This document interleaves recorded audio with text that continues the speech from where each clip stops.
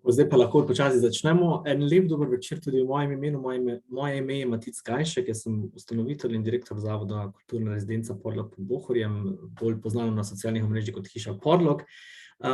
Res ena lepa dobrodošlica vsem, ki ste se nam danes pridružili na drugem predavanju sklopa naše serije predavanj od kulturne dediščine do trajnostnega razvoja, v sklopu katerega v Hiši Podlog želimo res v veliki meri aktivno prispevati prenos znanja, kompetenc in predvsem mednarodnih dobrih praks v okolje Kozjanskega in seveda v širšo štajersko oziroma slovensko območje. Brez nekega dolgovezenja in mnogorečenja grem takoj kar k točki našega predavanja. Naša gostja danes bo ena izmed res vidnejših evropskih ekspertov, Cristina da Milano, ki sicer prihaja iz Italije, je predsednica organizacije ECCOM, oziroma Evropski center za kulturne organizacije in management, ki deluje v Rimu.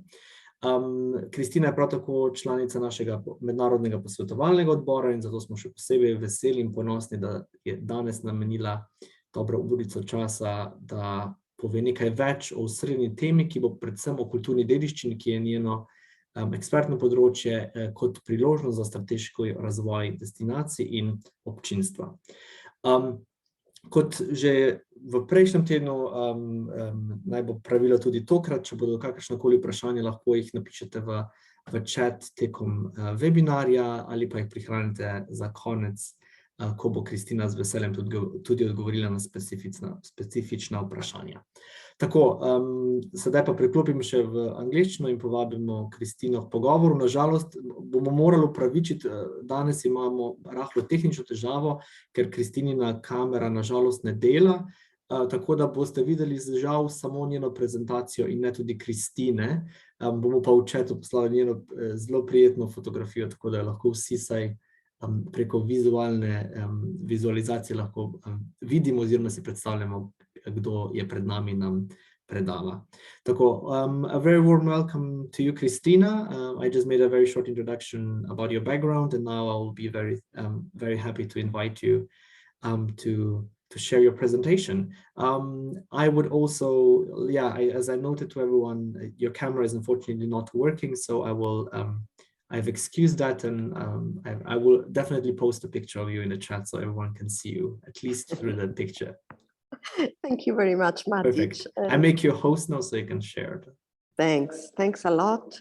Good evening, everybody. I'm really sorry about this issue of the camera. I don't know what happened. I've tried to restart the computer, I don't know how many times, but no way, it doesn't work. So apologies for that, really. And well, thank you very much for the invitation, Matic. It's a pleasure to be here with you, to share with you some of the topics I've been studying and working on in the last 15 to 20 years. So it's really a great pleasure. And I think maybe just to set up some rules, let's say, I don't think we should have rules in this conversation. So even if it's quite a frontal lecture, let's say, if you feel that you want to interrupt me to ask questions or to make comments, please do that. I would like this to be, as far as possible, an interactive conversation with you all. So we will have some space at the end for questions, but again, if you feel like asking questions before the end, please do that. I'm going to share my slides now. Tell me if you see everything, Matic. Yes, we can see it. Okay. Okay, so Matic asked me to talk about cultural heritage as a strategic opportunity for development of destinations and audiences. I will privilege the second term, audiences, rather than destinations, because I think it's, let's say, quite a consequence. The second one is quite a consequence of the first in the terms I will talk about audiences with you, and you will understand why this is the case. As I told you, this is something I've been studying and working on, this idea of audience development in the last 15 years.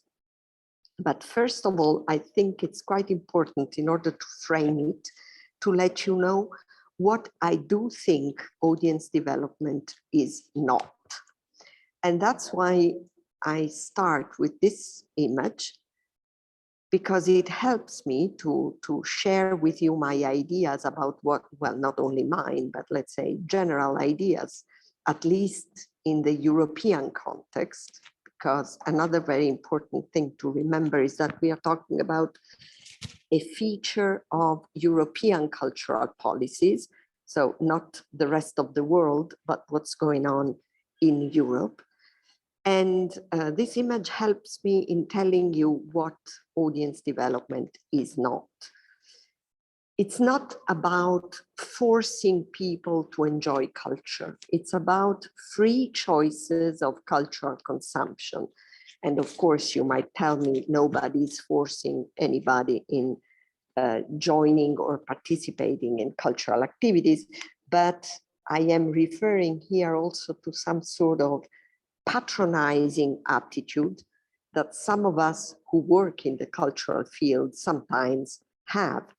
So audience development is not about patronizing, but it's about allowing people to freely choose forms, different forms of cultural consumption.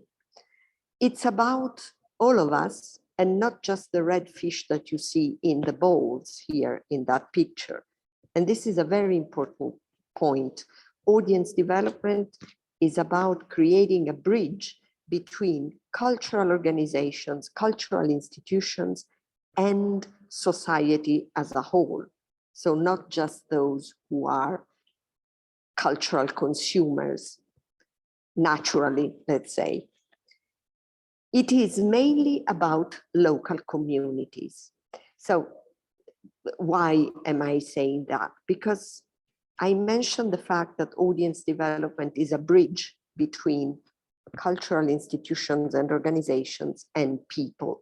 But in order to create bridges, in order to create relationships, we need time. And that's why audience development is normally addressing local communities, because it's with local communities that we can create bonds, we can create ties and a strong and long-lasting relationship, rather than with tourists who have a different way of consuming culture and participating in cultural activities, not based on a long-term relationship, but rather on events. The other important point is that audience development is something that is not just about the marketing and communication and promotion department of an organization, but it is a strategic choice. And this means that it must involve the head of the organization, the whole of the organization. So it cannot be something only for the marketing, communication, and promotion department. Having said that, let's now see which are the theoretical elements, pillars on which this idea of audience development has been raised in Europe, in European cultural policies. Well, the first one is the Universal Declaration of Human Rights, 1948. There is an article, Article 27, which states that everyone has the right freely to participate in the cultural life of the community, to enjoy the arts, and to share in scientific advancement and its benefits. And the right freely to participate does not mean participate for free in economic terms, but means participation without barriers. And we know, and I guess all of you know and have perfectly clear in mind, what kind of barriers many people are still facing in terms of cultural participation. There are, of course, economic barriers, there are physical barriers, there are geographical barriers, and here the idea of urban communities and rural communities is quite important when we talk about physical barriers, geographical, barriers, but the main barriers are cultural. The main obstacles to freely participate in the cultural life of a community are still cultural. And these are the issues that we have to take into account when talking about audience development. But let's stick to the Article 27, which is one of the two pillars of the theoretical framework on which audience development has been created as an issue in Europe. The second pillar is the Convention of FARO. FARO is a place in Portugal where in 2005, the countries, most of the countries who are part of Europe, published a document which is called the Convention about the Value of Cultural Heritage for Society, short name FARO Convention. Why is it so important? Because it says something quite revolutionary. So it says that the values that we recognize in objects and places are those which have been created by society. So these objects, these places, or even these intangible heritage products, because here we talk about tangible and intangible cultural heritage, are not fixed, determined forever, but are always the product of societies who related to them in different ways, who determined different values and different meanings for these objects, for these places, for these products of intangible heritage.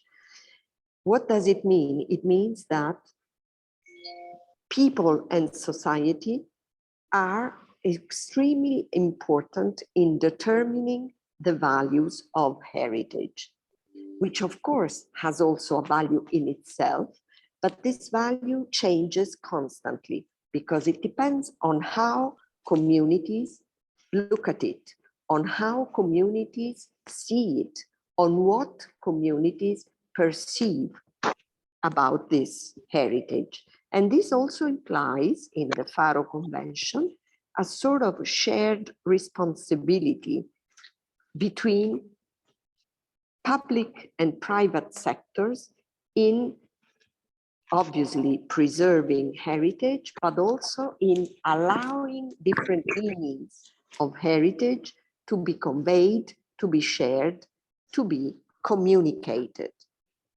So it's quite an important document which puts people at the center of the complex process of creating and valuing cultural heritage.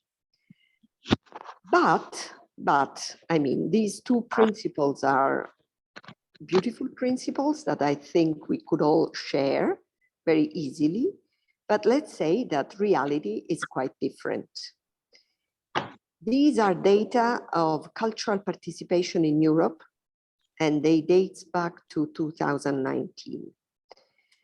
And if I show you the map, you will see that in orange are the countries where the level of cultural participation is lower. In pale blue and in dark blue, the countries where cultural participation is higher. Obviously, what does it mean, cultural participation here? It means cultural participation in all sorts of cultural activities. So it includes everything, and it includes having participated at least once in a period of 12 months to some sort of cultural activity. The survey has been made in Europe, has been made by asking local people and not tourists, and it has been made asking people aged 17 years and older. Why? Because below, not 17, sorry, 16. Why? Because below 16 years old, pupils at school are somehow forced to participate in some sort of cultural activities, while here it was important to determine the free choice of individuals who freely decide to participate in culture. I'll show you another map, which is about visiting cultural site. If you see the date is 2015, but actually Eurostat survey are done every 6 years. So it should be done, the new one, this year, even though with the COVID situation, I don't know how much the data gathered in 21 will be reliable.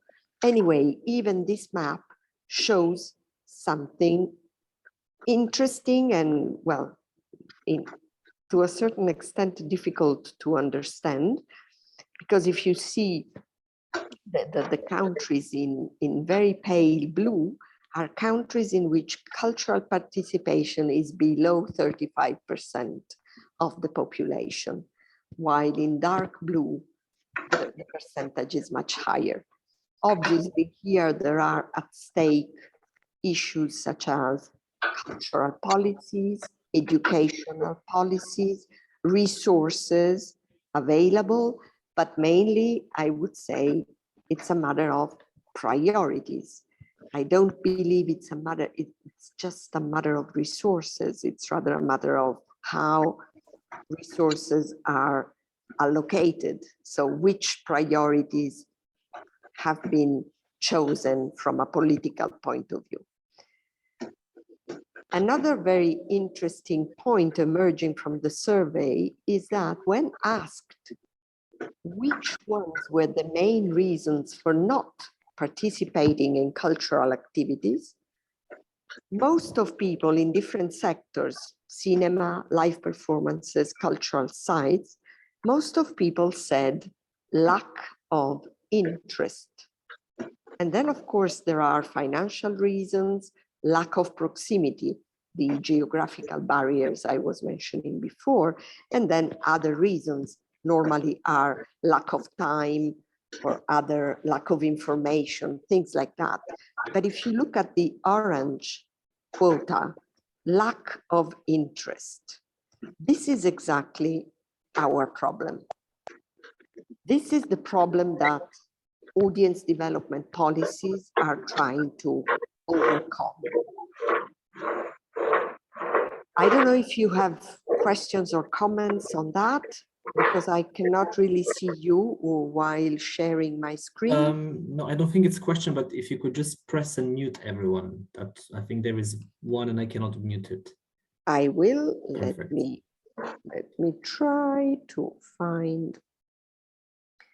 I have to go back to the screen. So we don't get feedback. Sorry, let me try to. Oh, no, it works. Perfect. Thank you. Okay, can I go on? Okay. Perfect. Great. So, okay. Now, why do we have this lack of interest? Well, we all know that we are living in a quite complicated moment of history. We all know that we are in the middle of big societal changes. We know that there is an explosion of information. We know that digital opportunities can become, to a certain extent, also threats. We know that there is a sort of dislike or mistrust of institutions, or at least institutionalized forms of knowledge, and that we are living in a moment in which individuals and individualisms are for sure stronger than communities, and the idea of having some sort of reliable source of knowledge is now questioned by the easy ways that we have to gather information, to have access to information, and sometimes the mediation of other bodies of knowledge, institutional bodies, is not only not required, but I would say also to some extent refused. So for cultural institutions and cultural organization, it's also difficult to affirm some sort of social value. We know that we are surrounded by a very vast choice of leisure pursuit. And we know, and I left the 3 dots here, that there are many other challenges that we are facing, which we didn't even know about 2 years ago. And of course, I am thinking of the COVID-19 crisis, for example, which is something completely new, which is creating a lot of problems to the cultural sector, specifically to the cultural sector. So just a very short example to say that all this is affecting our perception of what is relevant in our life, what is important in our life, and this is strictly connected to the lack of interest that we saw before. I'll show you an image just to tell you how much we have changed in few years, in a very short period of time. I don't know if you are familiar with this pyramid. This is a pyramid which was designed by a sociologist in the 50s, in which this guy, Maslow, indicated the different levels through which a human being goes before he can actually achieve the self-actualization, so the higher step of the pyramid, where he can fully develop himself or herself. And the steps are physical, so each human being, first of all, needs to have air, water, food, health, because if we do not have that, all the rest is meaningless. The second level is security. The third level is social, meaning social bonds, social relationship. Then we have the ego, so the self-esteem, the self-recognition each of us needs, and then we can actually get to the higher step. Now, in the internet, it has appeared a new version of this pyramid, which is this one, which places at the bottom of the pyramid 2 new needs, the need for battery and the need for Wi-Fi. And of course, this was meant to be a joke, but I think we all know that it's not a joke. We all know that we are actually at that point in this specific historical moment, and that our priorities have changed to a certain extent. So this is just a very quick example to let you better understand what I meant when I said we are in the middle of big societal changes, technological changes. Cultural institutions have to face all this. How have we tried to face it in the past, and how are we trying to face it now? I will show you now 4 models of cultural policies, European cultural policies. Again, please remember always that we are talking of Europe. The first one that you see here is the model of excellence. This is the model we all started from. And when I say start from, I mean after the war, let's say in Europe, these political development in terms of cultural policies happened from the Second World War onwards.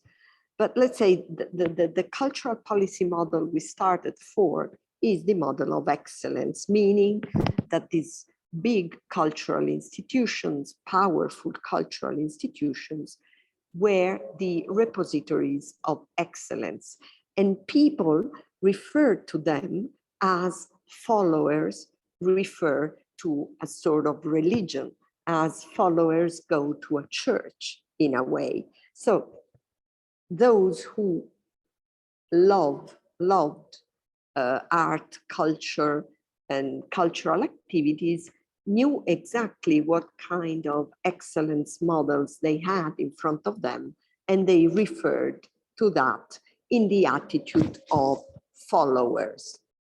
Then in the 50s in France, we saw the birth of a new movement, of a new political idea in terms of cultural policy, which was about the democratization of culture. What did it mean? Well, it meant that there was the attempt of opening up access to different kinds of people, to people who previously had no access to culture, mainly in economic terms. In this way, the idea was to stimulate people's willingness to participate in cultural activities. So to foster people's willingness in participating to culture. But even after some years of policies addressing this kind of features, we didn't really see great changes in terms of the kind of people that we are. Okay. Okay, thank you very much. So, okay, let me go back. Yes. Sorry, but there was somebody interrupting me. The third model is the socio-economic development model, which people's consumption. So the idea here was people are consumers, and as consumers, they can contribute to a sort of social and economic development of society by consuming culture as a good. And obviously also in this case, we didn't really have a great success, let's say. Now we are in the middle of a moment in which we try to implement the cultural democracy model, which is a model based on cultural inclusion. What does it mean? It means that we are trying to legitimate people's ideas, people's perspectives, people's values and meanings that they associate to culture. Do you remember the FARO Convention? This is exactly why I mentioned that document, because we are exactly in this historical moment in which that document, this idea of people attributing values and meanings to cultural heritage, is embedded in this model of cultural democracy. And that's why we are talking of audience development, because cultural democracy means guaranteeing access, physical, economic, geographic, and cultural access to culture, means fostering participation, not only in cultural activities, but in the decision-making process, as well as the FARO Convention also states, and representation. Representation meaning allowing in cultural organizations and institutions different representation of different cultures, possibly, ideally, of all culture and not just of what we normally call high culture. All this has obviously a very strict link with audience development. Why?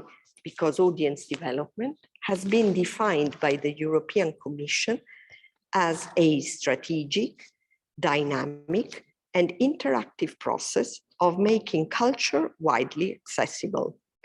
It aims at engaging individuals and communities in experiencing, enjoying, participating in, and valuing the arts through various means.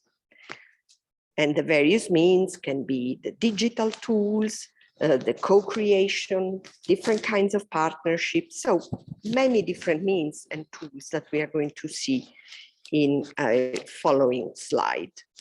And you can see how this is strictly related to access, participation, and representation.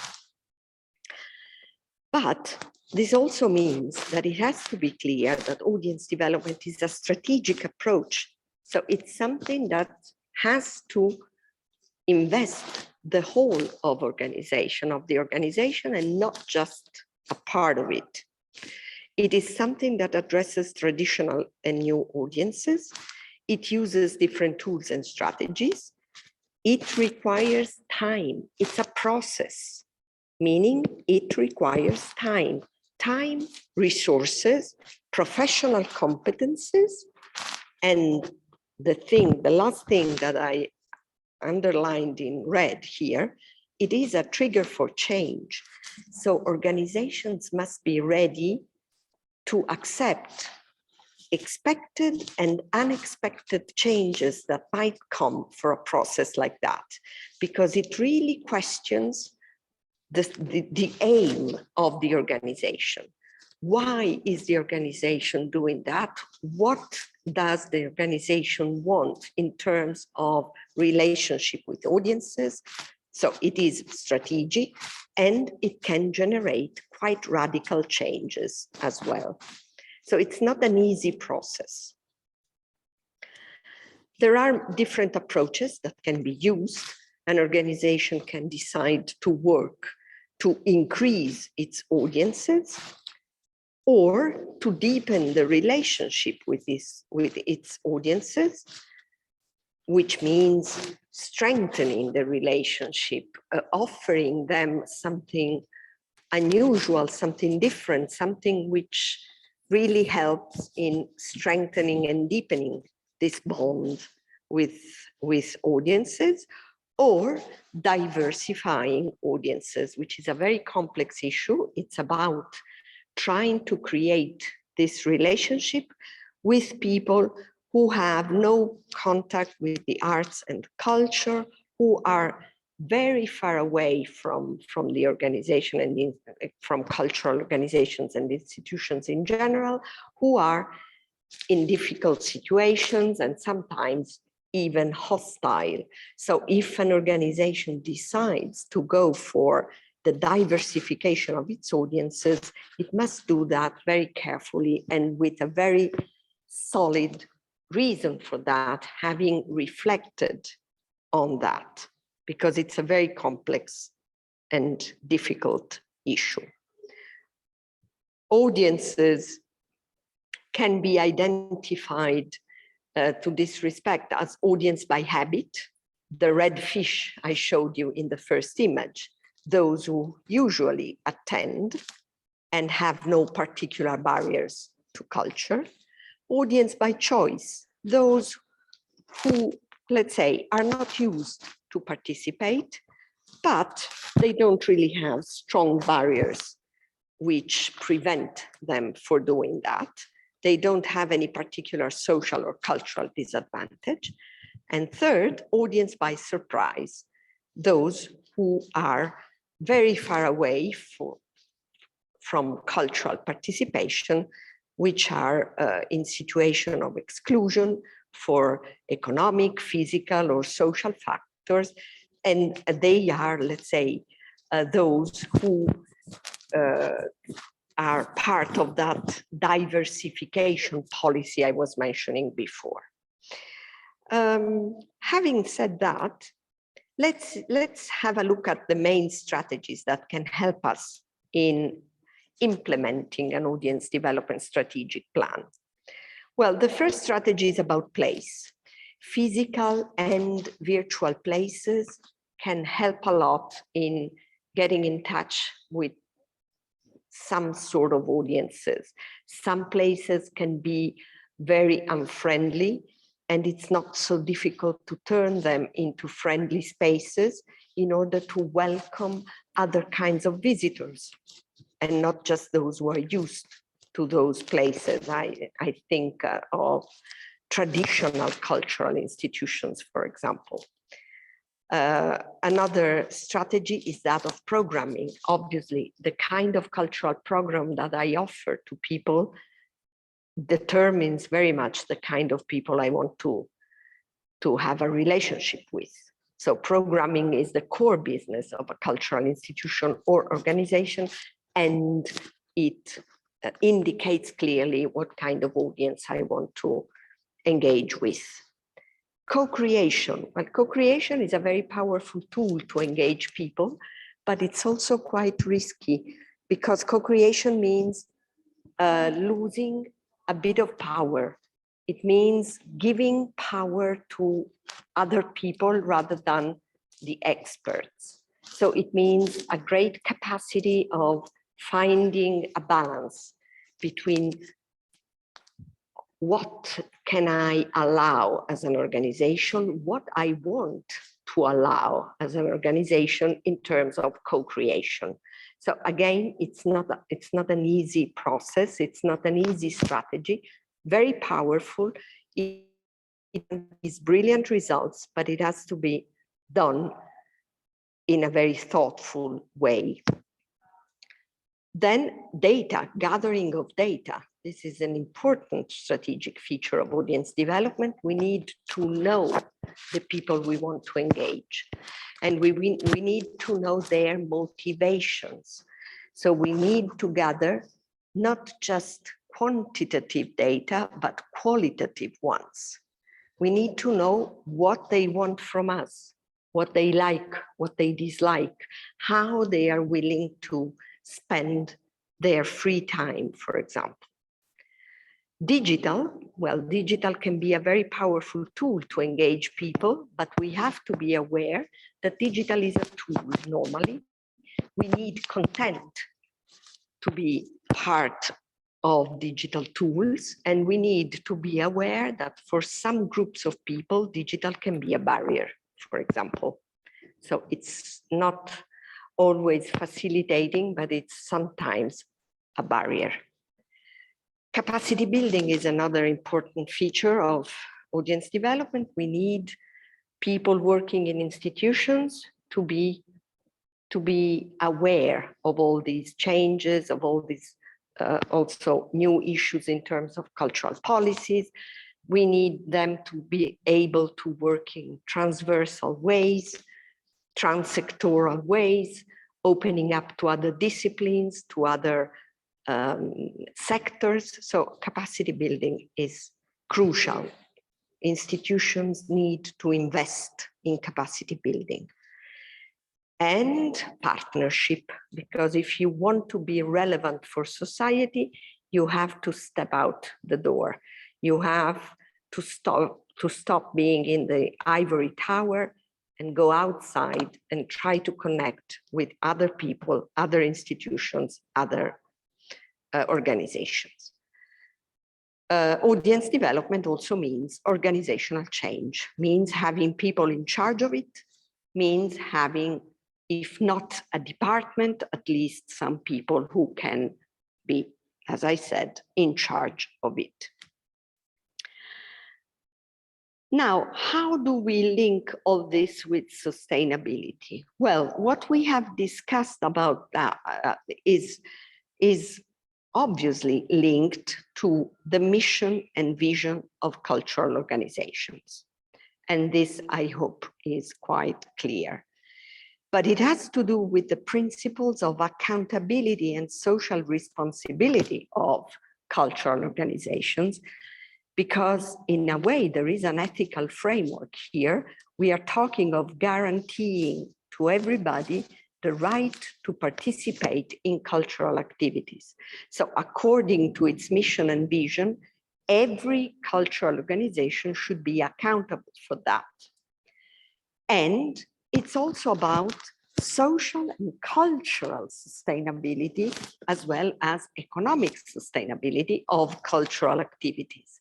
So it's the whole concept of creating relationship between cultural organizations and society, the whole concept of allowing people to attribute meanings to cultural heritage, tangible or intangible heritage, has to do with sustainability. If we look at the more recent studies about sustainability, we see that we are moving from a model which had 3 pillars: social, economic, environmental sustainability, from a model which has 4 pillars.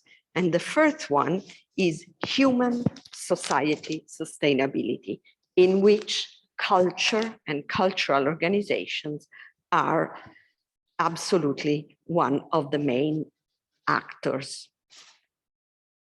And this is reflected also in the discussion going on nowadays in Europe related to the 2030 Sustainable Development Goals.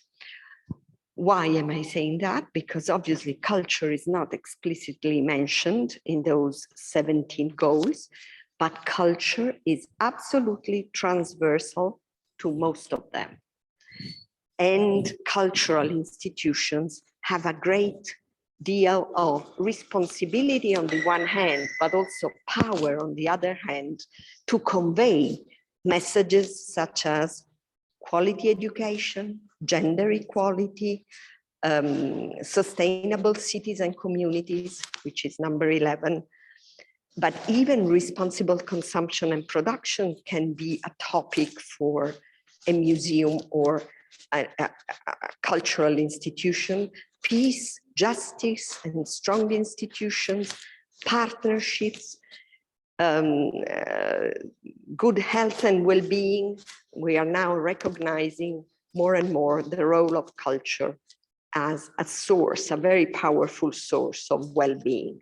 So this means that audience development is a very complex issue which can be connected also to global issues such as the Sustainable Development Goals. And there is a study I mentioned here for you, developed by Culture Action Europe, which is a European network, which mainly aims at having a role in terms of advocacy and lobbying in Brussels in order to guarantee more resources and more, let's say, centrality, central role to culture in European policy. Culture Action Europe wrote a report which is implementing culture within the SDGs. You can download it at this address. And it's very interesting because it shows the links between all the 17 Sustainable Development Goals and culture. I think I will stop here. Let me show you, yes, my email address here, because maybe you might wish to continue the conversation through email, but if not, I am here to answer questions and to continue the conversation now on Zoom. If you have time, if you have questions, if you want to, I'm available for you. Thank you very much for your attention. Thank you so much, Cristina. I jump to the front. Morda imate kakšno vprašanje v občinstvu?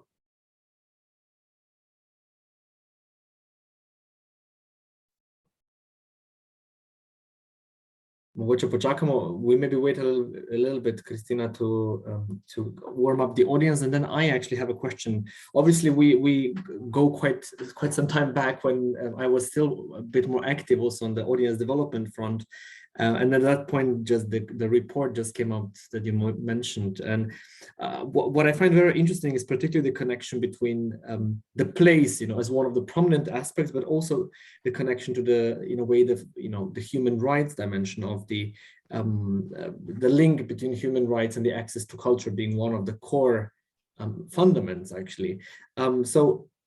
I'm quite interested actually to hear also, where do you see the future going? I mean, your Maslow pyramid with internet and battery was a bit of an irony in a way, but actually, because of my work on PhD, actually one of the interesting articles I read recently was actually outlining exactly that creation of a creative class or rural creative class, to really specify it, is really dependent on a factor of access to high-speed internet.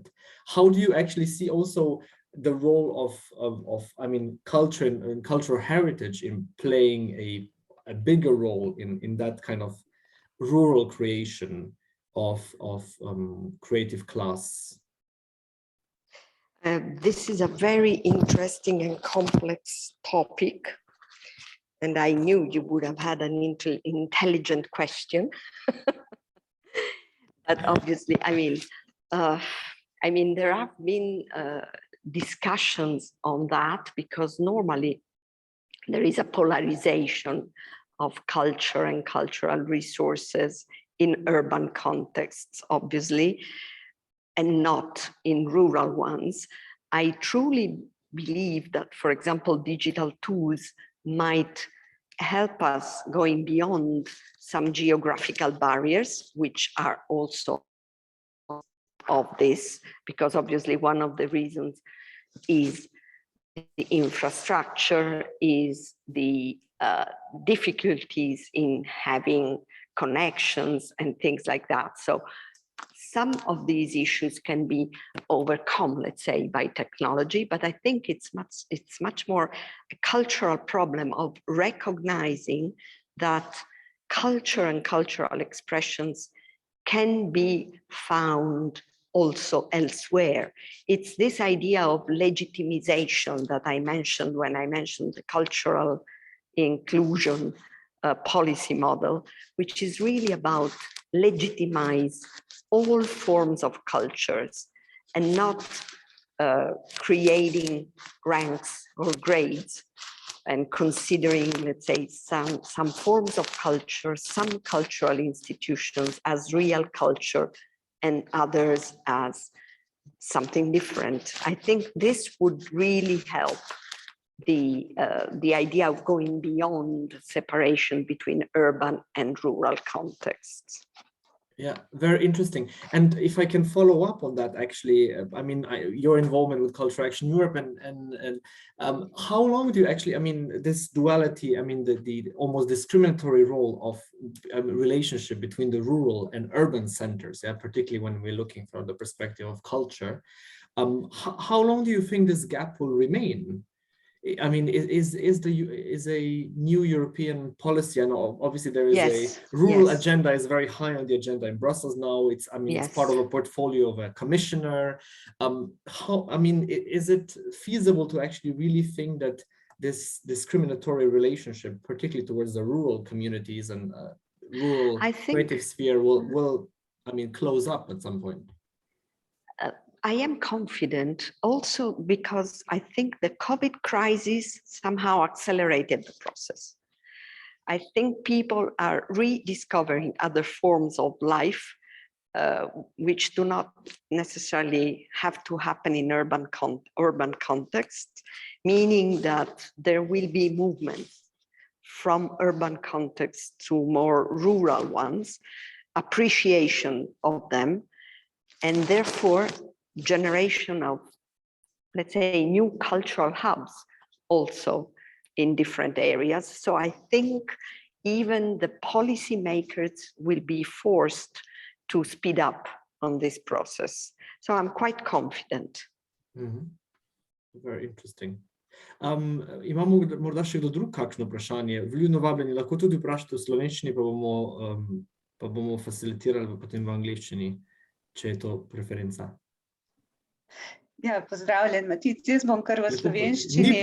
Ni problem, Barbara. Najprej se zahvala gospe Kristini za res ene take, ne samo osnove, ampak tudi vizijo, kako naj bi potekal v prihodnje ta trajnostni razvoj, ta preskok iz urbanih v ruralna območja.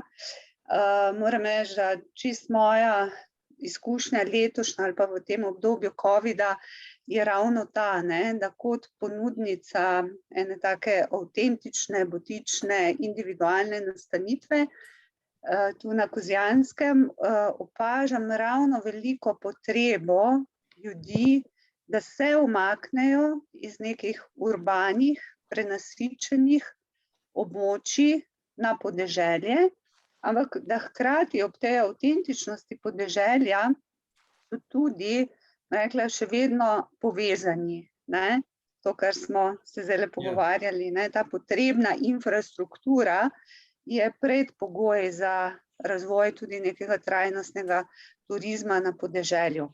To zgolj kot razmišljanje. Mi je pa v predstavitvi bilo zanimivo čisto na začetku, ko je gospa predstavila zemljevid Evrope in vključenost ljudi v te skupne politike, Češka. Češka je zelo visoko na lestvici, mislim, da je bila temno modro pobarvana, pa me zanima mogoče njena razlaga, zakaj recimo Čehi edini izstopajo od nekdanjih teh vzhodnoevropskih držav. Kaj so oni storili ali pa delajo drugače kot recimo preostali del nekdanjega vzhodnega dela Evrope ali pa tudi, ne vem, določene države na zahodu, a ne isto. Yeah, Cristina, there was a question from the audience now, actually, particularly on your photo of the Eurostat, yes. Eurostat map image of the Czech Republic being really dark blue on the participation in culture, and they're really wondering do you by any chance know what's the model behind the Czech success in such a high level of You know, I was also surprised by that. Then there is another quite interesting coincidence that maybe might answer the question. Culture Action Europe has been analyzed the national resilience and recovery plans. Mm-hmm. And it's been analyzing them in terms of resources devoted to culture. Do you want to know which are the European countries which are devoting most resources to culture? Italy, France, and the Czech Republic. Wow. So I think this in a way answers the question. So obviously there is quite a strong investment in culture and cultural activities, in cultural policies, which might explain the dark blue in that map and which is reflected in this information that I just got from the report of Culture Action Europe about the fact that they are together with Italy and France, which in a way, you know, it's more expected. Yeah. Exactly. Even though Italy is pale blue in that map, but that's another problem. But Czech Republic are actually seems to be very active in terms of investment in cultural policies. So very interesting. Yeah. Ok, imamo še zadnjo vprašanje, potem pa mogoče počasi zaključimo.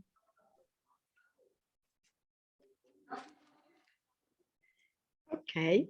Tako.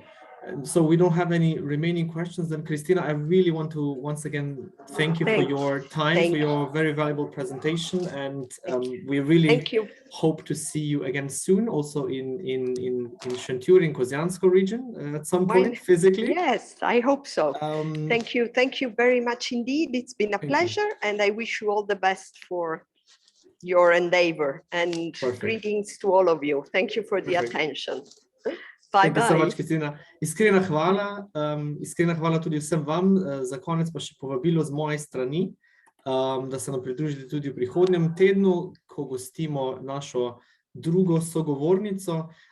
Tretjo sogovornico, tretjo gostjo, to pa bo dr. Hiša Podlog, ki bo govorila predvsem na temo digitalizacije kulturne dediščine in priložnosti razvoja kreativnih vsebin v turizmu. Dr. Hiša Podlog je ena izmed raziskovalk oziroma soustanoviteljic projekta, ki je bil zelo odmeven v mednarodnem okolju. To je bil projekt ob obletnici Vincenta van Gogha.